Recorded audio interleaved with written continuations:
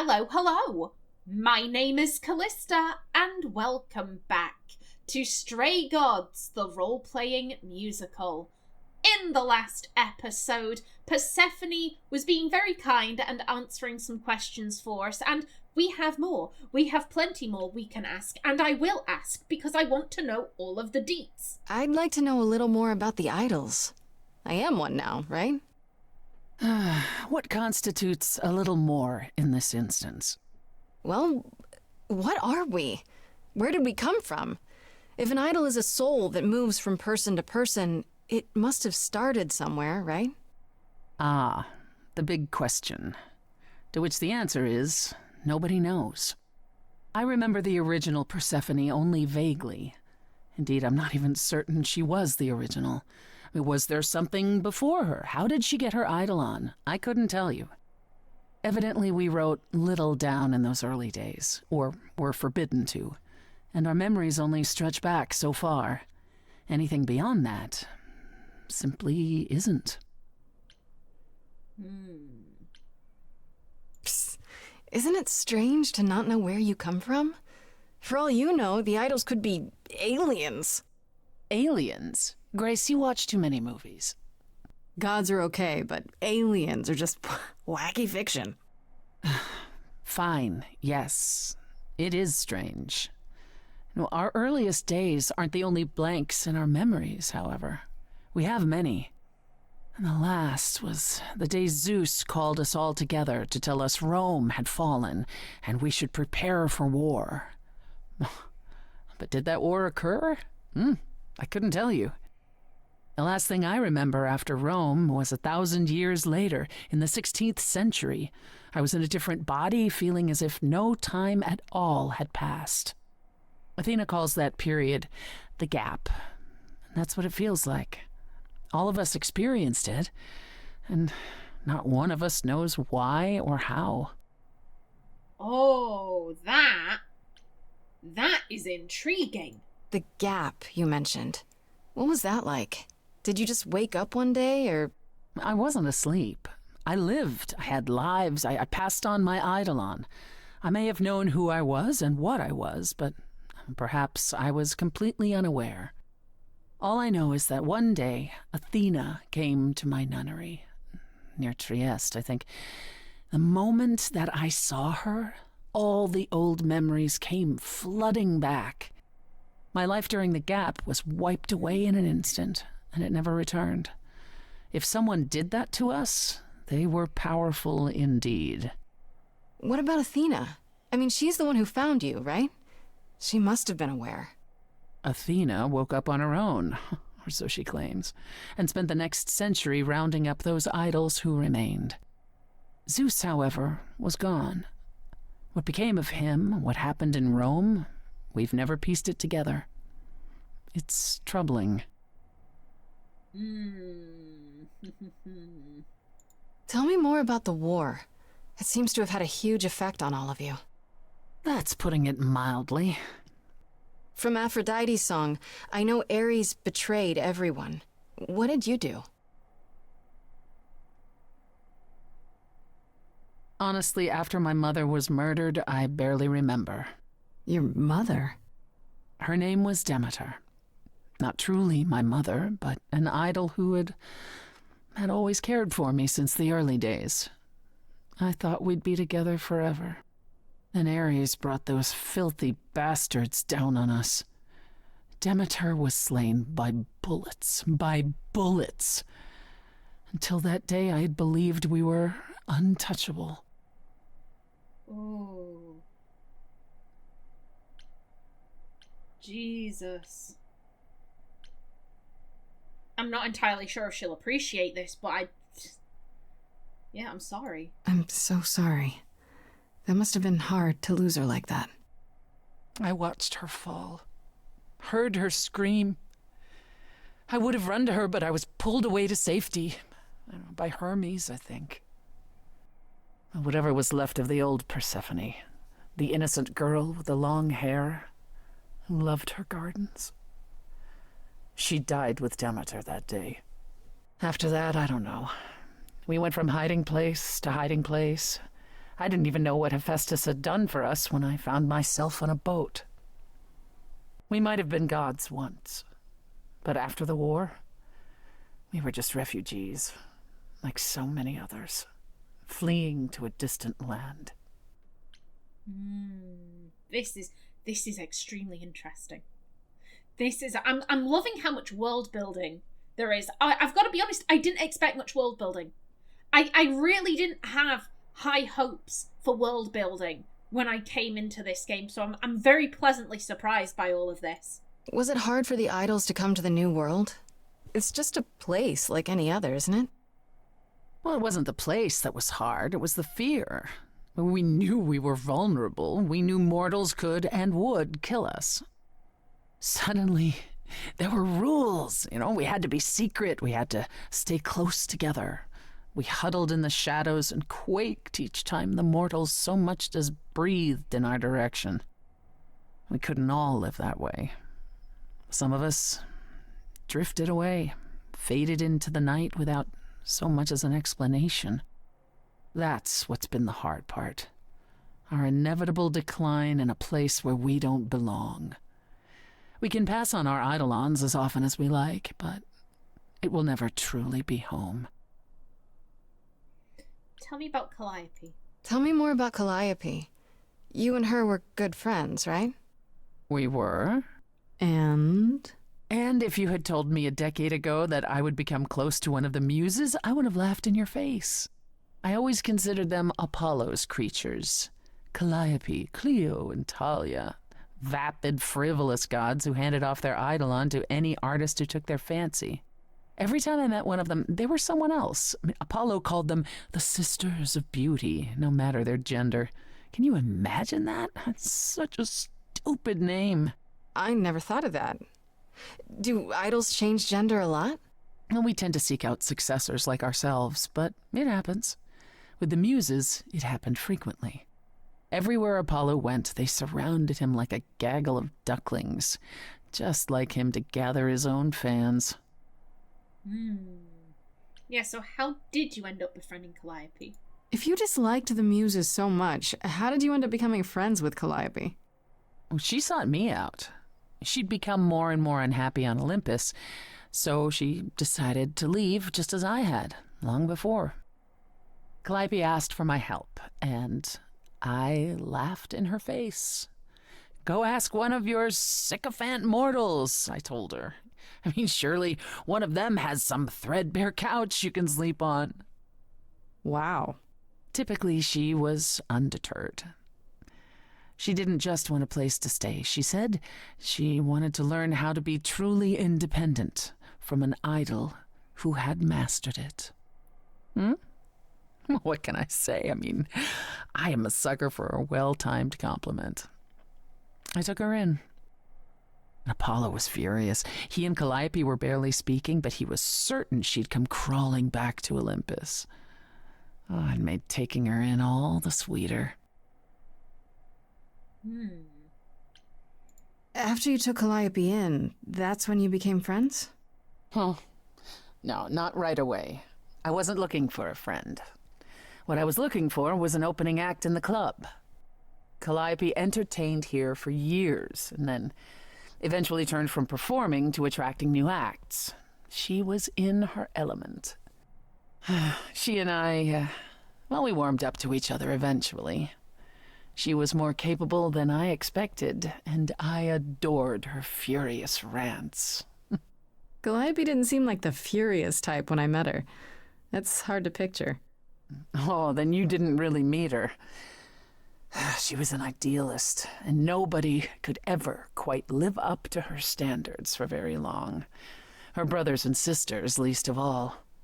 The idols needed to change, she said. They were withering away in the shadows, diminished and unwilling to save their own skins. When I joined the chorus, she expected me to change everything, as if I could single-handedly override Athena. I was to be her champion, and together we would bring revolution to the idols. Well, I was yet another disappointment. She left the club, but I gave her a place to live. We were supposed to stay in touch. But you know how it went from there. Oh, that... Change is scary. Change is scary. So many people are afraid of change. And if you can't expect one person to bring change to the masses. You can't. It's not realistic. What happened to the other muses? You mentioned 2 others. Were they lost in the war? One of them was, though not like you think. The day we were to leave on the ship, Talia simply never showed up. Do you know what happened to her? We never heard from her again. Apollo thrashed about in mourning, but, Talia had been fading away for years. It wasn't a surprise to the rest of us. What about the other muse, Cleo? Died long before. A victim at the hands of a mortal man, when she no longer possessed the power to bedazzle him. As I understand it, he kept her in a cage as a pet until her eidolon shriveled up and perished. He was dead before she was. Ugh, that's pretty dark. Yes, well, we come by our wariness of mortals honestly, Grace. Jesus Christ. Also wasn't expecting that level of darkness. Holy shit. I want to know. I want to know. Please. Please. Are you willing to talk about Hades? If you don't want to, that's fine. I'm just... Incredibly curious how I ended up murdering my husband? That, yeah. One might think that my hatred of Hades began when he kidnapped me and forced me to be his bride. But honestly, that wasn't it. I hated my brothers and sisters for letting it happen, but Hades himself terrified me. He had a presence. One that forever made him the most important man in the room. And me? Oh, I was nothing in comparison. When Hades began doting on me, trying to earn my favor, I swooned that he might deign to think of me that way. For centuries, I actually thought I was in love, that the kidnapping was the best thing that ever happened to me. It's funny how our perspectives change. So what changed? What happened? If you got along with Hades for so long, what changed? I did. I grew up. I was a trophy for Hades, a conquest that he expected to remain meek and unchanging forever. He went out of his way to keep me small. I slowly realized that, he'd always been that way. Manipulation and arrogance behind the handsome sneer. We battled for centuries. I hated him, and I told him so, but he refused to part with me. He declared that I was his and would stay in the underworld where I belonged. And that's when you killed him? That's when I killed him, yes. The first time one idol had ever murdered another. Thank you very much. Oh, that... As someone who has dated someone who preferred me to be meek and small, I have so much empathy for Persephone right now. I'm just like, yeah, I understand. I didn't have to kill a guy to get out of that. He went a little crazy afterwards. He went more than a little crazy afterwards with threats of stalking and the like, but yeah, I feel you there. I feel you there, madam. I'm guessing the other idols weren't thrilled with you killing Hades. Well, yeah, they didn't know what to do with me. And Athena was furious that the most powerful remaining idol had been lost.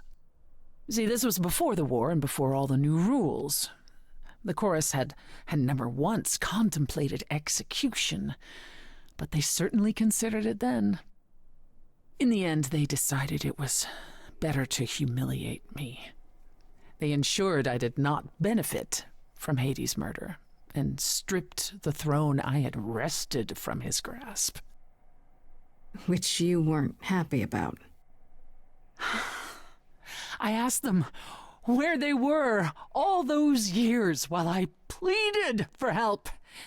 I was held captive, and what was I expected to do? What, lie down and take it forever because Hades was more useful to them alive? No. I stopped doing what was expected of me the day I slit his throat. May he rot in Tartarus with the Titans for all eternity. Oh,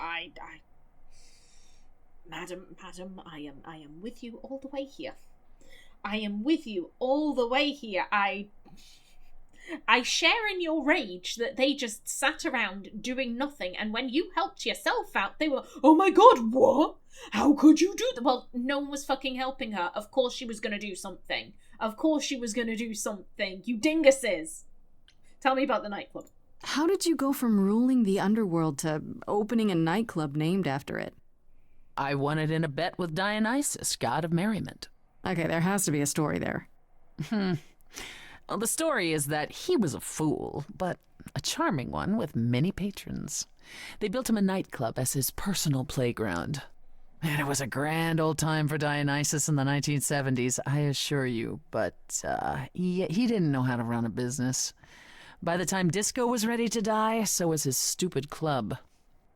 So I offered to make it profitable. If I succeeded, he would turn ownership over to me. He accepted because, frankly, all he wanted to do was drink anyhow. I was successful. The club became mine, and I kicked Dionysus out for never paying his tab. Sucks to be him. Dionysus ever sobers up, he might decide to be sore about it, but so far, that hasn't happened.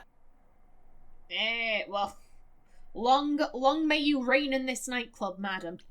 What's the deal between you and Apollo? The way you two fight. I've told you how he and the other idols stood by and let me rot with Hades, did I not? It seems more personal than that. Okay, there's an old saying that no one escapes the underworld. But that's not true. I did. Once. Not long after Hades kidnapped me. I was homesick, and I missed my mother. Charon took pity on me and allowed me across the Styx.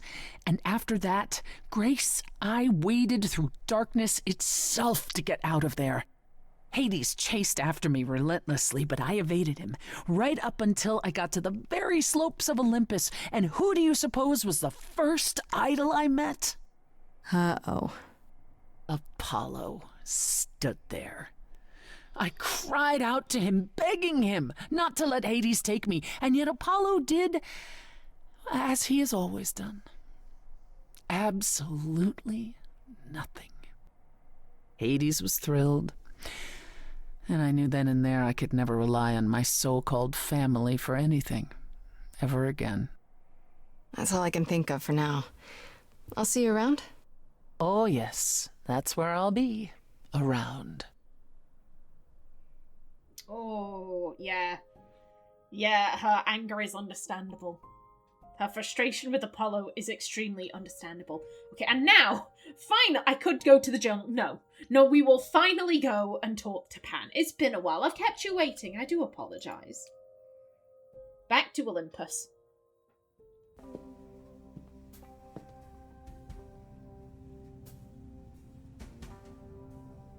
I'd say hello, Grace, but I'm afraid that look on your face might be catching.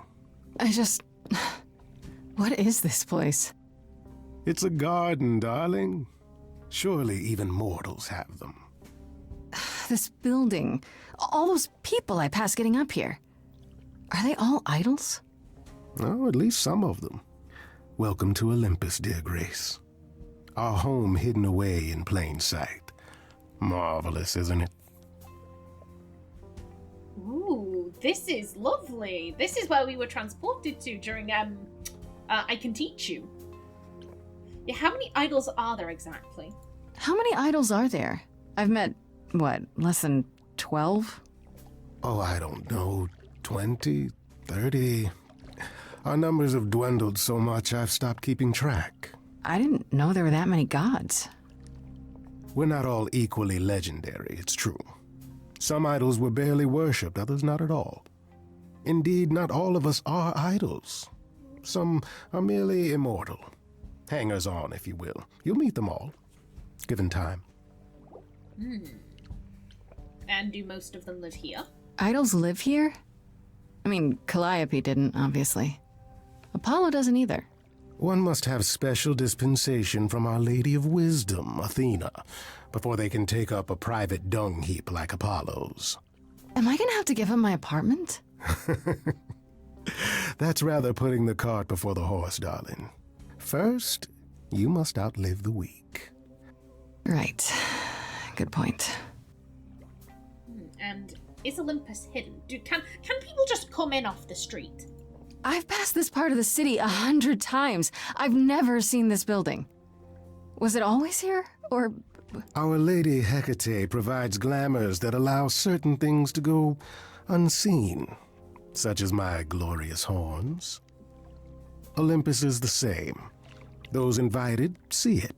Those who aren't see exactly what they expect. It's not anywhere as grand as in the old country, but it serves its purpose. Yeah, sir, I think you and I have different definitions of grand. I don't know, Pan. Olympus seems pretty grand to me. As if mortals would know any better. This isn't the first time you've been here. I'm sure Hermes took you to Athena's dreary office. That's here? Huh. Good one, that Hermes. Almost as dull-witted as the original, but biddable. You asked me to meet you here? I did. Though I feared you might decline, considering your rather callous rejection earlier. Regardless, my pride is intact, as is the favor you owe me, which I now wish to collect. Oh, yeah. Yeah, I was expecting this. Sooner or later, it was gonna happen. Oh, sure. I'm totally in a position to help others right now. Lay it on me. Here's the thing. A friend has begged for my help, and you're far better suited than I to offer what he requires. I'll give you a key to reach the reliquary where he resides. You help him, and then we're even. If that's not enough incentive, the reliquary is also where you'll find the lovely Hecate. A sorceress of her power could aid your quest. What do you say? Ooh. Okay. Okay, would she help me, though? This Hecate. Do you think she could help me? If she's of a mind. She is the goddess of dark magic, the creator of all our marvelous glamours. If anyone can help you, it is she. And if she's not of a mind? Then she won't help you. Grace, that part is up to you. I can't be expected to do everything, can I? This person I'm to help. What does he want? And why can't you do it? Well, Grace, there are some things you're better equipped to handle than I. This, as I understand it, is a delicate matter of the heart. One that requires a muse's hand. A matter of the heart. What, did you think I was sending you to rough someone up? Set something aflame? Don't be absurd. The man has an issue with his love life. Even if you can't help him, I'll treat the effort as worth the favor. That's it. That's all you're asking of me. So that's it? Fix up someone's love life? Nothing trickier than that? Oh, the way you talk, Grace. It makes me blush. Well, it's just that... I trade in willing favors, Grace. If I didn't, no one would want to do as I ask, and then where would I be? I may seem untrustworthy, but allow me to reassure you. If I wish you harm, you will walk into that harm knowingly, and with open arms. Okay. Okay, no, I'm not. I'm not flirting with you. Did Calliope do that? What about Calliope? Did she walk into harm knowingly and with open arms? You tell me. I could deny it, of course, but if you choose not to believe anything I say, what's the point of asking the question? Fair. Fair. What is this reliquary? Doesn't that have something to do with the bones of saints or something? Not those relics. Our relics. The relics of ancient gods. Magical treasures collected over thousands of years. Books, mainly. We store them in a faraway place so no one unsavory can get their hands on them. Unsavory like you? Unsavory like most. Athena has decreed that these relics are not to be used by any save Hecate and herself. A rather dull waste of so much amassed knowledge and power, but who am I to judge? I'm not leader of the chorus. If these relics are off limits, does that mean they're dangerous? Some, but I'm not asking you to chase after any of that nonsense. In fact, I'd advise against it. But what if one of those relics could help me? My, such an adventurer you are. It's possible, but ask Hecate first. She, and I mean this with complete and uncharacteristic seriousness, is not an idol you or anyone wishes to cross. Okay. I'll keep that in mind. I'll think about it, but no promises. Marvelous. The gentleman you seek is named Asterion. Lovely fellow, quite harmless. Now, if there's nothing else you need. Any relation to Astarion? Any relation to him? What do you know about Medusa? That depends. What can you tell me about Medusa? That is a rather peculiar subject change. Her name came up at Aphrodite's party. I'd like to look into it.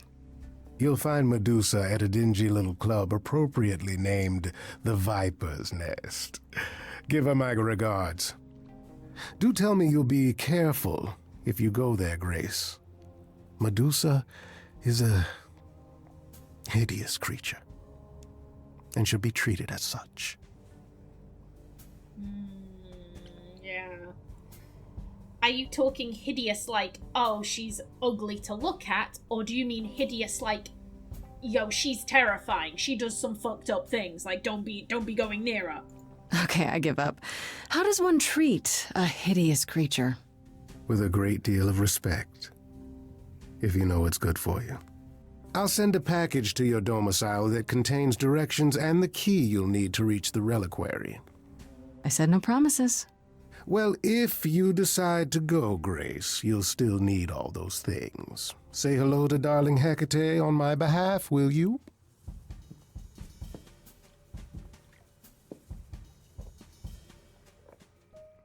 Ooh. Nothing left to do but go to the reliquary for Pan's favour. Alright, so I am going to bring this episode to a close right here. In the next one, will we go to the reliquary or will we go to Medusa's lair? Choices. But until then, please remember to like if you enjoyed, leave a comment below, and if you wanted to subscribe, it would be very much appreciated.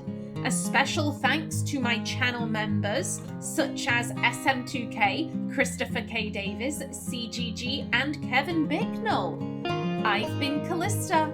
Thanks for watching, and see you in the next episode.